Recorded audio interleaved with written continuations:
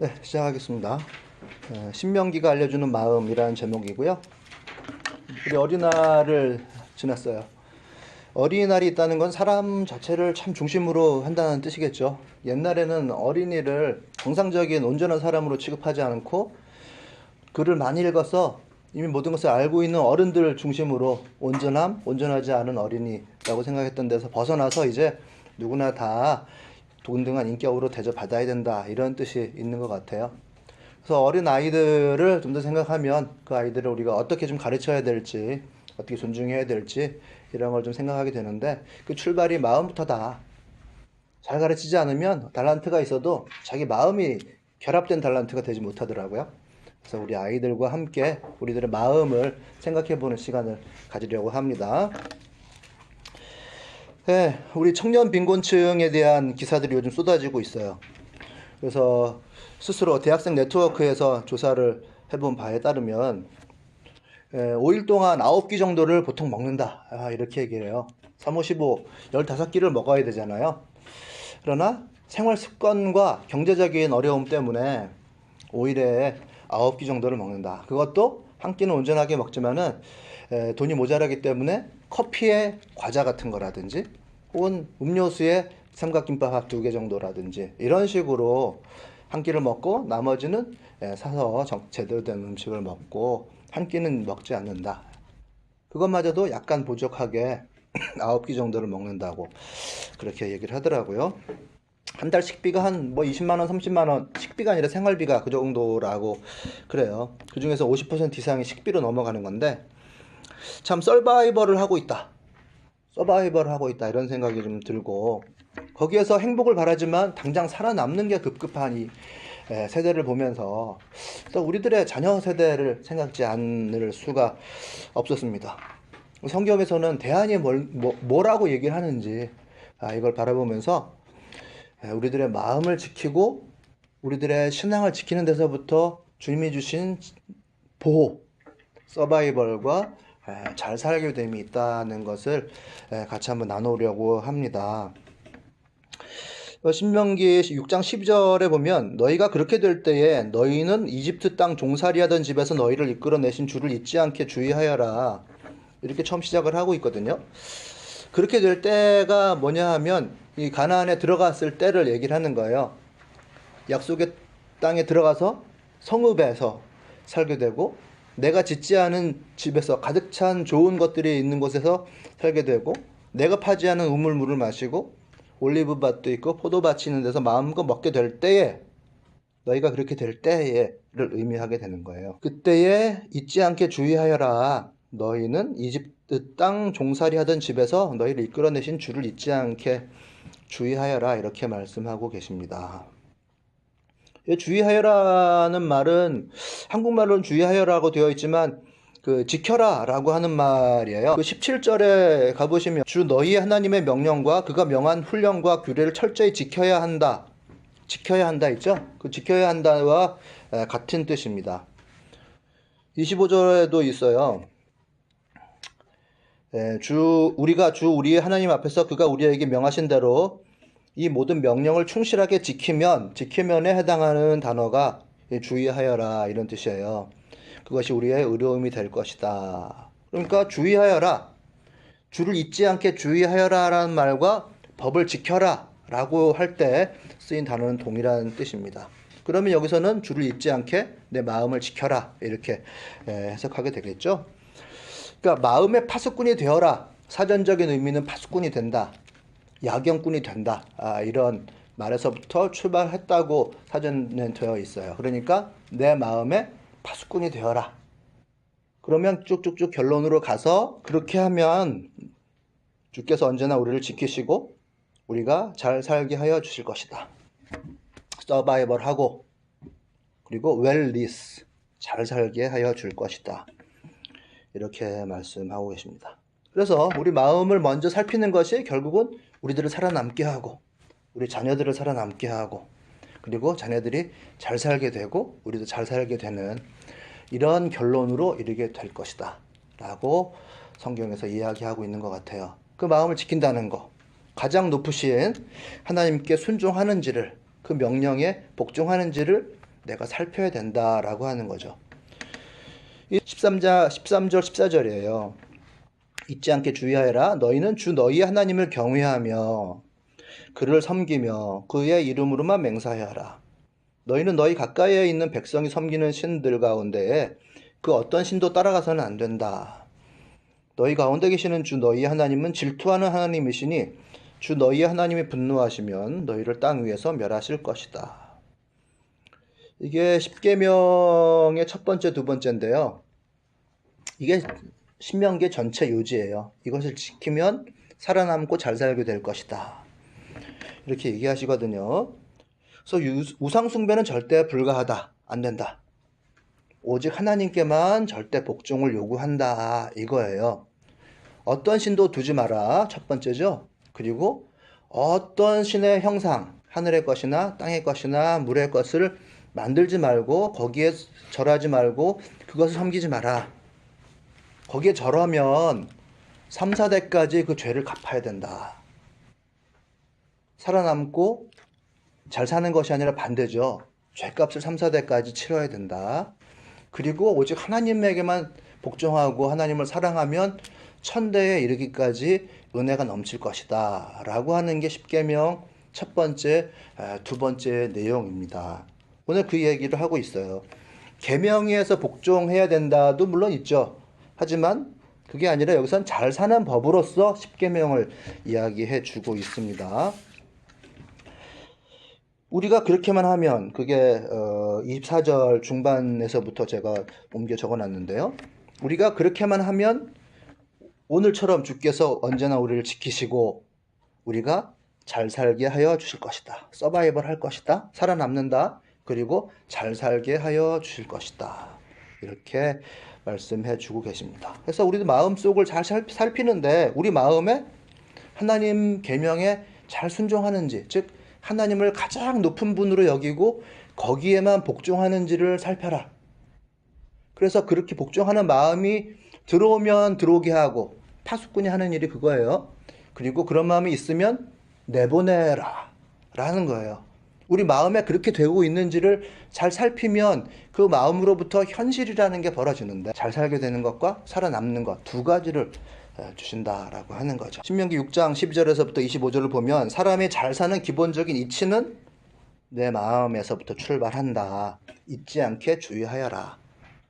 히브리어로는 샤마라고 되어 있는데 파수꾼이 되어라. 내 마음에 들어올 것은 들어오게 열어두고 그리고 들어오지 못할 것은 막아서 들어오지 못하게 해라. 내보내라. 이거죠. 그래서 내 마음이 내가 생각하는 게 어떠하다를 정확하게 이해하는 것, 내 마음이 어떠한가를 정확하게 발견하는 거에 일단 그 출발선이 있어요.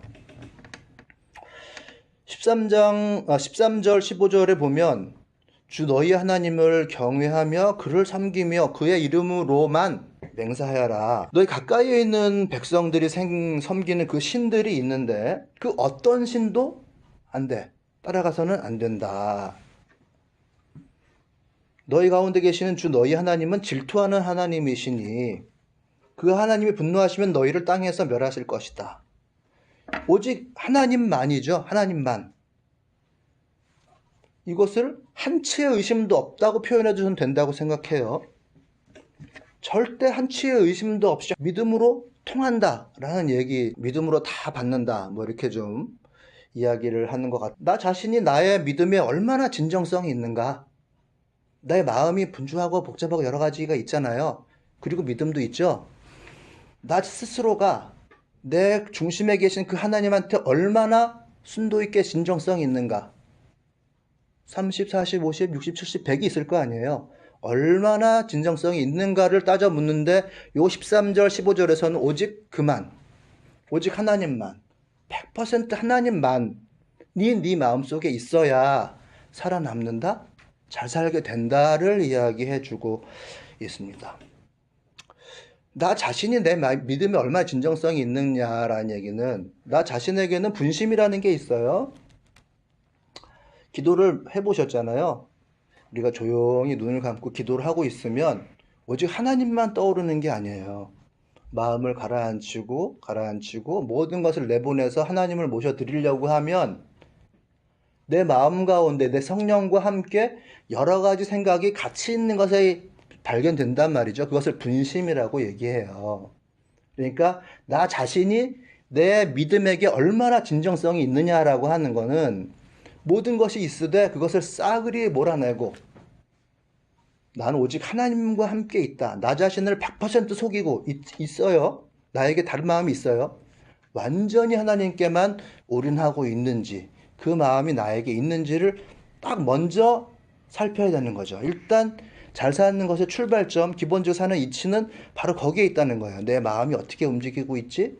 그것을 발견해서 여기에서 하나님에게로 가는 것. 70, 80, 90, 100으로 가는 것에 삶의 이치가 있다는 것을 이야기를 해주고 있어요.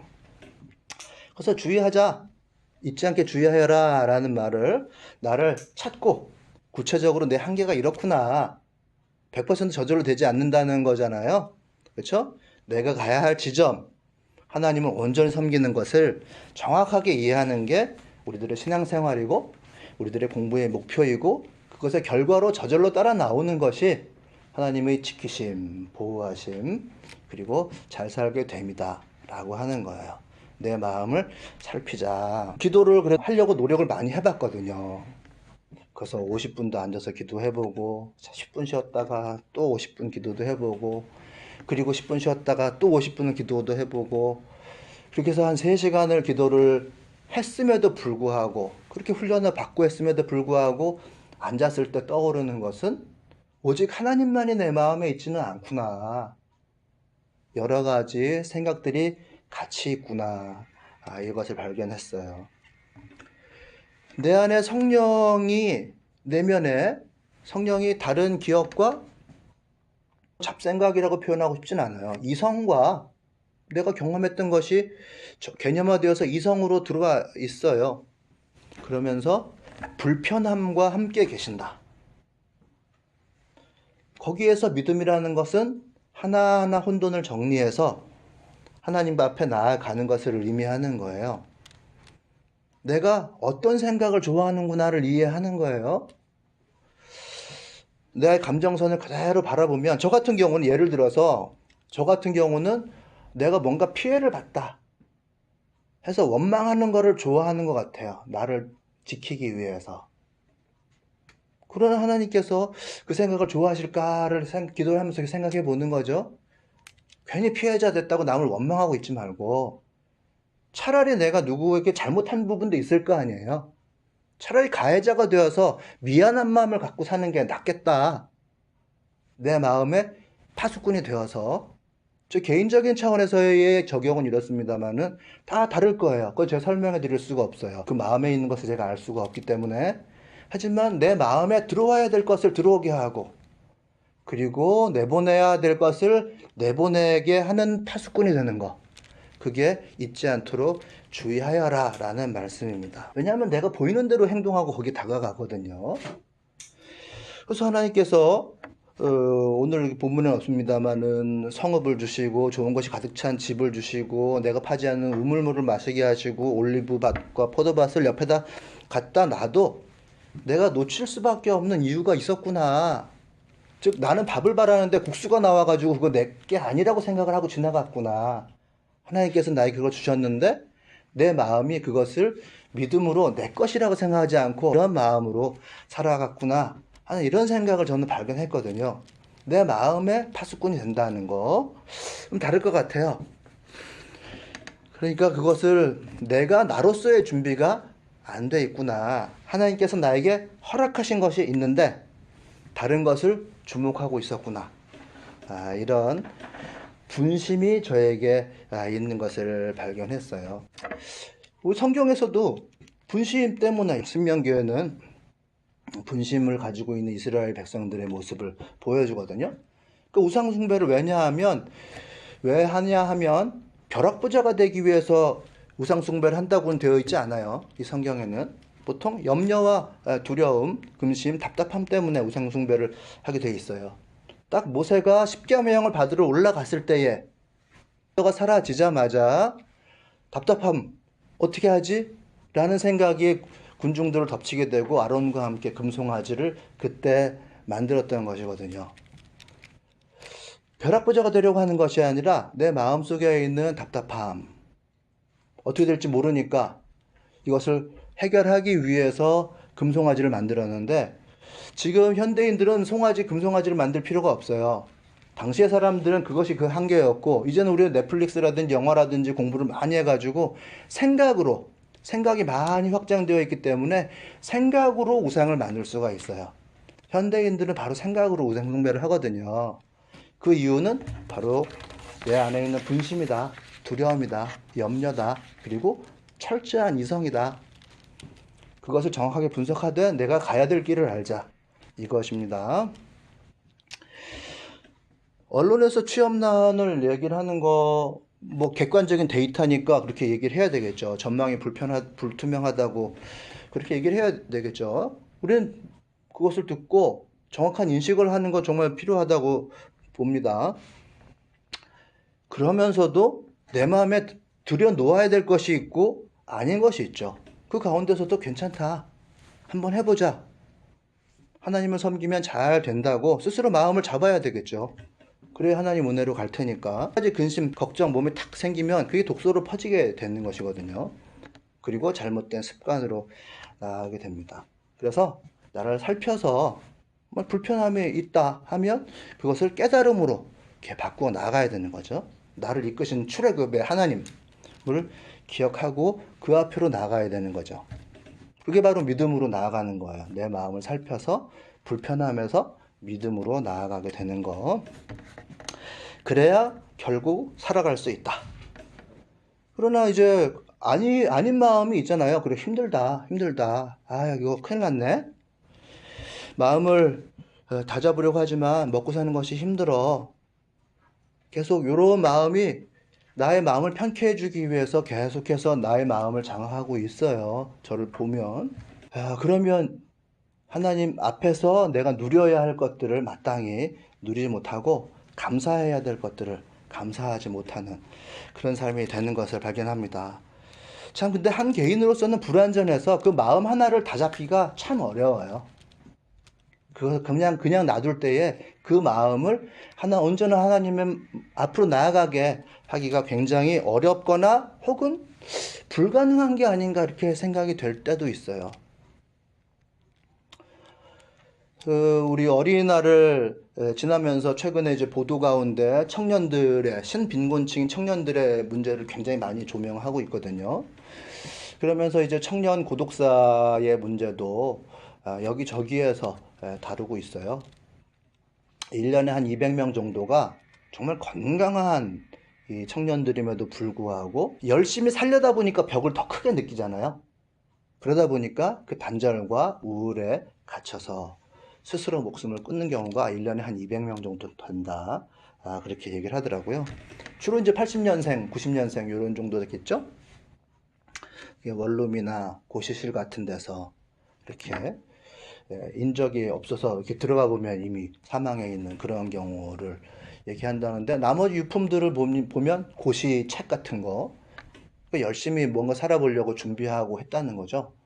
그리고 뭐 컵라면이라든지 그런 것이 같이 발견되는데 보통 신용 불량이 이렇게 되어 있는 그런 상태라고들 얘기를 하더라고요. 그러면서 의사들이 얘기하는데 청년들은 건강하니까 몸만 신체적으로는 죽을 이유가 전혀 없다. 마음이 이게 제대로 정비가 되지 못하고 마음이 고독에 쌓이고 우울해서 결국은 죽음을 선택할 수밖에 없는, 이 마음을 자기가 혼자서 이렇게 추스르기가 굉장히 어렵다는 거잖아요. 잊지 않게 주의하여라, 이게 답이다라고 제가 말씀드렸습니다마는 사람의 한계라고 하는 게 있는 거는 같다라고 하는 거죠. 역부족인 내 마음을 추스리지 못해서 그 단절 가운데서 죽음으로 가는 청년들의 모습을 볼 때에 이 한계라고 하는 게 있는 것 같다. 그래서 스스로 누가 그러라 그랬냐 이렇게 쉽게 얘기한 사람들이 있습니다만은 사회적으로는 이것이 강요된 고립이라고 이야기를 하더라고요. 그래서 우울증으로 이 단절감으로 이렇게 죽음을 맞이하게 되어서 이게 국가적인 대책으로 일본이나 영국 같은 데서는 고독 관련 부처가 생겼다고 얘기를 해요. 우리 뭐 기획재정부니 뭐 여성분이 하듯이 고독 부처가 거기에서 사회 문제가 되어서 그것을 국가적인 차원에서 다루기 위해서 생겼다고 얘기를 하는 것 보아서는 이 고독, 그 마음의 문제는 쉬운 문제는 아닌 것 같습니다. 신명기에서 그렇다면 답이 뭐가 있을까를 좀 찾아봤는데 이게 인과관계로 온전해지는 것이지 혼자서 이 마음을 추스린다고 해서 되는 것은 아닌 것처럼 보여져요. 그 24절 후반절에 보시면 우리가 그렇게만 하면 오늘처럼 주께서 언제나 우리를 지키시고 우리가 잘 살게 하여 주실 것이다 라고 이렇게 되어 있는데요. 오늘 우리가 8장을 읽었잖아요. 그 8장에서도 똑같은 흐름이에요. 이렇게 되면 오늘날 이렇게 되면 미래가 이렇게 될 것이다 라고 하는 인과관계가 있어요. 근데 그 현재의 동력을, 그렇게 하는 동력을 과거에서 끌고 오거든요. 과거 출애굽을 잊지 마라. 과거가 있어요. 근본적인 동력은 거기에 있단 말이에요. 그리고 오늘날 우리가 이렇게 하면 현재로 오죠. 나와 우리 자손이 미래 잘 살게 될 것이다 라고 하는 인과관계가 분명하게 여기에 나와 있습니다. 그래서 그걸 다 빼놓고 제대로 열심히 살아봐, 성실하게, 근면하게 살아봐를 얘기하고 있는 것 같진 않아요. 너의 마음을 제대로 챙겨가 아니라 과거로부터 현재, 미래로 이어지는 인과관계가 분명히 있어요. 오늘 저는 이제 8장에 대해서 이렇게 설교하는 것은 아닌데 사실은 같아요. 내용은 똑같습니다. 그러니까 신명기는 어디를 보든지 항상 다음 세대의 삶에서 얘기해요. 잘 살게 될 것이다, 지키실 것이다를 얘기를 합니다. 그런데 항상 과거에서 무기를 가지고 와요. 현 세대를 과거로 일단 소환한 다음에 잊지 말아라 한 다음에 현재 상황에 새롭게 접목시켜서 어떻게 살아갈 것이다를 얘기를 하는 거예요. 그러면 우리와 우리 자녀들은 선택의 기로에 있는 거죠. 근데 서바이벌, 살아남기가 굉장히 중요한 시대에 있어요. 현재가. 우리 자녀들만 놓고 보더라도 현재 그들이 서야 될 곳으로, 부르신 곳으로 가고 있는 거예요. 한 발, 두 발. 지금은 보호 아래 있지만은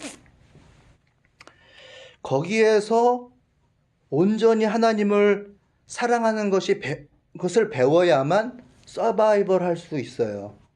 온전히 하나님께 복종해야만 10계명 첫 번째 계명과 두 번째 계명을 철저하게 배우고 그것을 체화시켜야만 하나님께서는 그들에게 복을 주실 거예요. 지키시고 잘 살게 되는 복을 주실 거예요. 그러면 그 오직 하나님만을 사랑한다는 것을 배워서 그들의 멘탈로 만들 수 있을까? 이게 중요하잖아요. 예를 들어서 청년들을 말씀드렸습니다만 한 사람은 그 자체로 미완성이에요. 그래서 그냥 미완성이라고 어설프게 얘기할 것이 아니라 그 마음만 들어보다 본다면 그 마음을 전심으로 하나님 앞에 나아가는 것에도 혼자서는 불완전할 수밖에 없다는 거죠. 마음을 내 마음대로 바꿀 수가 없어요. 전심이 되기에는 불완전한 존재, 사람입니다. 그래서 한 사람의 열정과 마음이 꺼지는 그런 상황을 지금 우리 미디어를 통해서 보고 있단 말이에요. 그 마음 때문에 주저앉고 고독사하는 것인데, 그래서 청년들의 어떤 이야기를 좀 보니까 거지방이라고 하는 게 있어요. 카톡으로 거지방이라고 검색하면 여러 개가 뜬다고 그래요. 그래서 자신들을 거지라고 생각을 하는 거라고 같아서 너무 좀 안타까운데, 그 안에 들어가면 서로 간에 제가 오늘 너무 힘들어서 택시를 탈까요? 물어보면 안 됩니다. 아껴야 됩니다. 버스 타세요. 이렇게 서로 간에 쓰지 말자를 독려하면서 서로 간에 정보를 주고받는 거지방이라는 것이 카톡 오픈 채팅, 오픈방 그런 데 가면 있다고 하는 거예요. 너무 힘들어서 오늘은 제가 맥주를 한 잔 마셔야 되겠습니다. 올리면 안 됩니다. 소주를 사서 두 잔만 드시고 나머지를 계속해서 몇 날 며칠 드시면 돈을 아낄 수가 있습니다 라고 하는 이런 식의 대화를 하는 거지방이 있다는 거죠. 혼자서는 그 마음을 추스리기가 불가능하기 때문에, 본능적으로 알기 때문에 안 되겠다. 일면식도 없는 사람들이 카톡방을 이루어서 서로를 그렇게 다독거리면서 살아간다는 거죠. 그리고 무지출 챌린지, 돈 안 쓰고 사는 법을 영상에 올려서 그걸 보고 따라서 하시고, 이렇게 하면 여러분들 한 달 용돈 30만 원으로 충분히 살 수 있습니다 라고 하는 것을 공유하는 거예요. 그럼 댓글을 달면서 동참합니다. 자기 댓글에 나도 이렇게 살고 있습니다 동영상 링크를 올려서 서로 교류하면서 무지출 챌린지를 서로 간에 하면서 그렇게 살아가고 있는데, 그 이유가 뭐냐, 한 사람은 불완전하기 때문에 그렇게 하지 않으면 자기 마음을 온전히 지켜갈 수가 없다라고 하는 그런 본능에서부터 그런 게 나온 것입니다. 그럼에도 불구하고 거지방이라는 게 뭐겠어요. 그럼에도 불구하고 넘을 수 없는 벽이라는 걸 이미 전제를 하고 있는 거잖아요. 그 마음을 포기한 상태라고 하는 이런 느낌이 안 드세요? 무지출 챌린지 막 이런 거 얘기할 때 포기한 상태에서 열심히 하지 뭐 이거란 말이에요. 그러면서 그 인터뷰들을 좀 보니까 자격지심도 있고 안 그런 청년도 있으니까 걔네들은 잘 살고 또 성격도 좋다나, 성격도 좋고 능동적이고 이런 걸 보면서 벽을 넘을 수 없는 벽이라는 것을 느끼고 있고, 나 뭐 이제 차도 없고 차 모닝이라도 끌려면 한 달에 한 1년 따져서 그때 한 4천 정도 이렇게 벌어야 된다고 그러더라고요. 절대로 불가능하고 가진 게 없다. 그래서 그래서 무지출 챌린지를 하고 거지방을 하고 그 안에서 성실히 살아보자, 근면히 살아보자 이렇게 되는 것인데, 신명기의 대화는 그렇게 서로 공간적으로 공동체를 이루어서 가는 것, 첫 번째 대안이고요. 세대로도 인과관계가 성립되어야 한다. 저는 자녀들을 가르쳐 보면서 달란트가 있는 걸 봐요. 달란트가 있는 걸 보는데 그것이 개발되지 않으면 그게 멘탈하고 결합이 안 돼요. 달란트가 있는데 멘탈과 결합이 안 되면 빛이 안 나거든요. 한 세대가 자기 달란트를 개발해서 쓰려고 할 때 힘들어요. 온전히 마음을 실어서 자기가 실력을 멘탈까지 같이 심는 게 거의 불가능합니다. 너무 세대가 고도화되어 있어가지고 자기 실력 개발하는 것마저도 힘들어요. 시력이라는 게 있죠. 보는 것 정도가 자기 실력이라고 하면 거기에 눈빛이 탁 살아 있어야 쓰이거든요. 그것이 관통을 하거든요. 그 실력에 멘탈을 더하기 위해서는 혼자의 힘으로는 잘 되지가 않아요. 가르쳐 보니까 그래요. 그렇다면 뭐냐, 이 과거로부터 잊지 않아야 될 무기를 가지고 현 세대가 전수를 해주는 것이 꼭 필요하다는 것을 발견했습니다. 피눈물도 없이 돈벌이 하는 사람들이 있었잖아요. 그럼 이제는 돈을 벌어도 인격으로 벌어야 되는 시대가 됐어요. 의리를 지켜도 의리 지킨다고 해서 막 담보 쓰고 집안 거 다 날리는 게 아니라 정확한 인간관계 가운데 의리를 지켜가는, 점점 고도화되는 이런 사회에서 자기 실력과 멘탈이, 즉 여기서는 신앙이 같이 가야 된단 말이죠. 그래야 살아남을 수가 있어요. 오늘 제가 중간에 생략한 부분을 한번 읽어드릴게요. 20절에서부터 23절까지인데, 나중에 너희의 자녀가 주 너희의 하나님이 너희에게 명하신 훈련과 규례와 법도가 무엇이냐고 너희에게 묻거든 너희 자녀에게 이렇게 일러주어라. 옛적에 우리는 이집트의 바로의 노예로 있었으나 주께서 강한 손으로 우리를 이집트에서 이끌어내셨다. 그때 주께서는 우리가 보는 데서 놀라운 기적과 기이한 일로 이집트의 바로와 그의 온 집안을 치셨다. 주께서는 우리를 거기에서 이끌어내시고 우리의 조상에게 맹세하신 대로 이 땅으로 우리를 데려오시고 이 땅을 우리에게 주셨다. 이렇게 대답을 해야 된다는 거죠. 그렇게 해서 그것을 철저하게 지키면 서바이벌과 웰리스가 가능하다라고 얘기하신 거예요, 사실은. 그렇게 질문을 할 거라는 거예요. 그래서 너희에게 자녀가 하나님이 우리들에게 이 부모 세대에게 명하신 훈령과 규례와 법도가 뭐냐고 물어본다는 거죠. 근데 이렇게 얌전하게 안 물어봅니다. 절대로. 왜 율법 신앙을 강요해? 이렇게 물어봐요. 이렇게 얌전하게 절대로 물어보지 않아요. 여러분들 회의하셔가지고 아주 그냥 마음을 다 짜내서 이런 예배를 만드셨죠?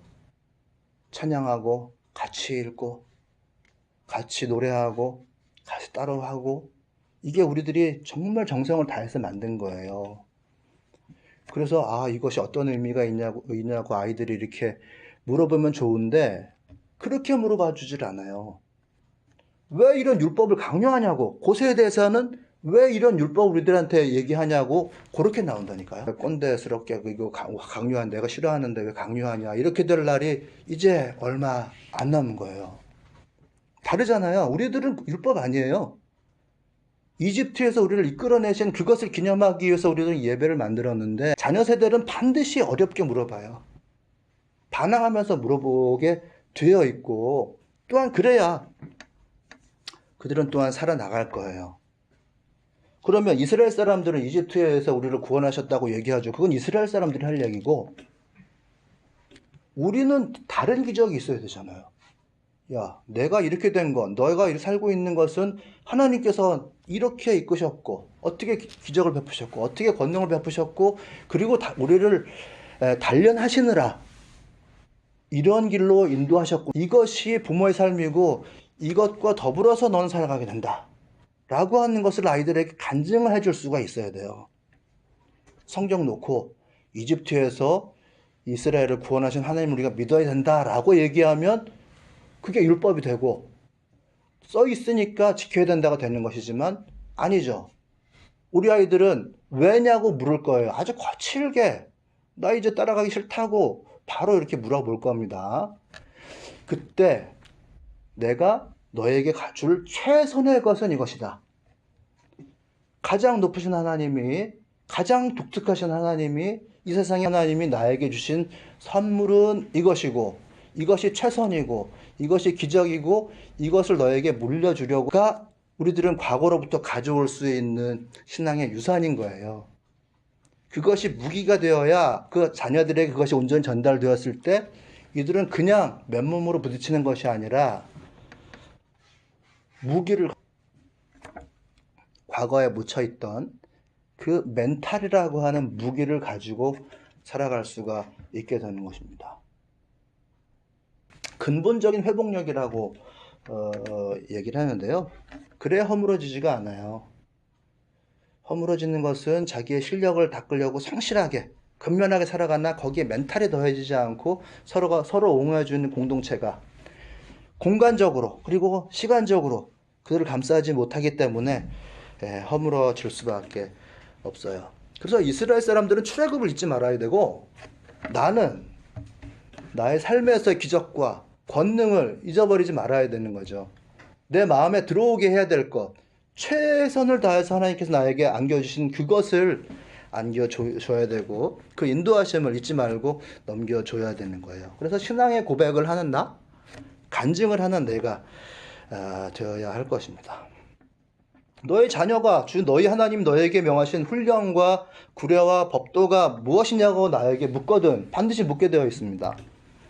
여기서 훈령이라고 하는 것은 그냥 법하고는 좀 달라요. 훈령이라고 하는 말은, 훈령이라고 되어 있는 것은 굉장히 적용적인 차원에서의 어떤 법이거든요.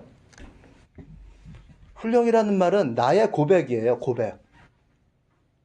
나로 말하면 하나님께서 이러저러한 것을 주셨으니까 내가 이렇게 하나님을 따르겠습니다라고 하는 나의 증거, 내가 스스로 설정한 법이에요. 이 훈령이라는 말을 법이라고 번역할 수도 있고 나의 고백이라고 번역할 수도 있어요.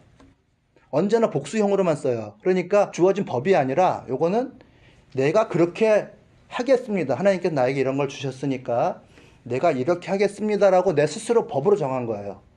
그리고 하나님 앞에서 정했으니까 이것은 깰 수가 없는 법이에요. 그래서 훈령입니다. 아주 적용점에 있는. 그래서 이것은 율법이 될 수가 없어요. 왜냐하면 내가 큰 삶의 방도를 찾다가 하나님께서 나에게 주신 것을 보고 감사해서 난 이렇게 살겠습니다, 이렇게 드리겠습니다라고 내가 하나님 앞에서 증언한 것이기 때문에 이것은 율법이 아니에요. 성경에 출애굽의 하나님을 믿어야 된다라고 얘기하는 그 이미 정해진 법도 있어요. 성경에는 그 한계가 있다고 분명 성경에서 얘기하고 있으나 1차적으로 이 훈령이라고 하는 건 내가 고백한 것입니다. 내가 하나님 앞에서 약속한 거예요. 그리고 하나님께서는 오케이, 좋다, 너는 그렇게 살아가라 라고 얘기하는 것이 이 훈령이에요. 그것을 자녀가 묻는다면 내가 반드시 얘기를 해줘야 되겠죠.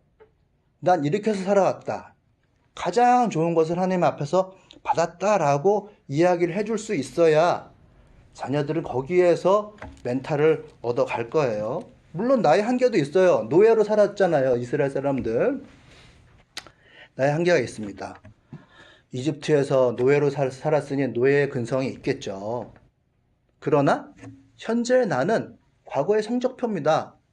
내가 살아온, 하나님과 함께 살아온 순도만큼의 최선의 성적표가 지금 나왔어요. 그것을 받아들이고 그것에 감사하고 그것을 인정할 때에 미래로 나아갈 수 있고 넓어질 수가 있죠. 하나님이 나한테 감당할 수 있는 만큼을 주시니까 나는 그것에 감사해야 되고, 그것을 나에게 주시느라고 나를 이끄신 기적과 권능과 단련의 시간을 하나님 앞에 고백할 수 있어야 되고, 자녀들에게 간증할 수가 있어야 되겠죠. 저는 자녀들에게 얘기를 할 때 나의 삶이라는 것은 하나님께서 주신 사람들에게 둘러싸여 있다. 너희들은 어떻게 살아갈지 하나님께서 따로 주시겠지만 난 사람으로 살아왔다. 사람. 내가 감당할 수 있는 숫자의 사람만 주셨다.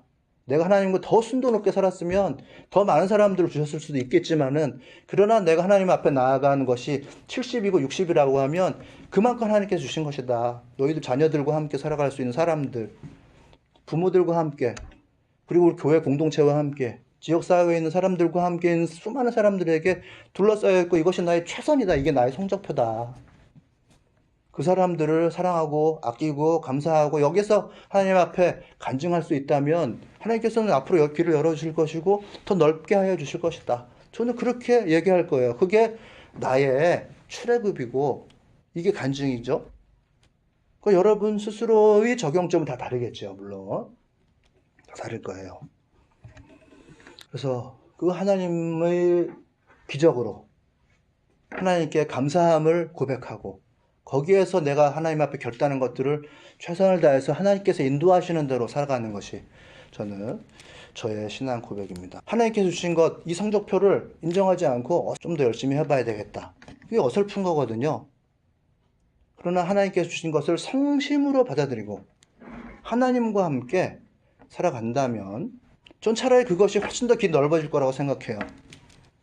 하나님과 함께 제대로 똑바로 내가 갈 길을, 내 마음에 들어와야 될 것을 들어오게 하면서 우리들이 가지고 있어야 될, 이 마음에 가지고 있어야 될 것만 충분히 받아들이면 그 아이들이 정말 과거 시대 그 새마을운동 차원의 열심히, 성실히, 그거는 우리 세대들한테 또 안 맞고, 이 차세대들에게는 정말 게임을 하루에 3시간씩 4시간씩 해야만 서로 간에 커뮤니케이션 될 이런 세대들에게는 전혀 맞지 않는 것 같다. 차라리 놀아라. 차라리 놀고 제대로 아는 게, 내 마음속에 자리를 잡아서 감사해야 될 것이 무엇인지 아는 게 차라리 낫다. 오늘 신명기가 가르쳐주는 그 마음에 대해서 결론을 낸다면, 내 마음에 들어오게 해야 될 것,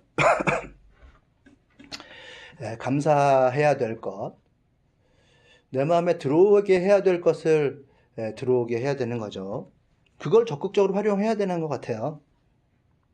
그래서 하나님께서 나에게 주신 것이 있죠. 나에게 주신 것이라는 게 명확치 않은데 들어올 게 없잖아요. 나에게 주신 것이 반드시 있습니다.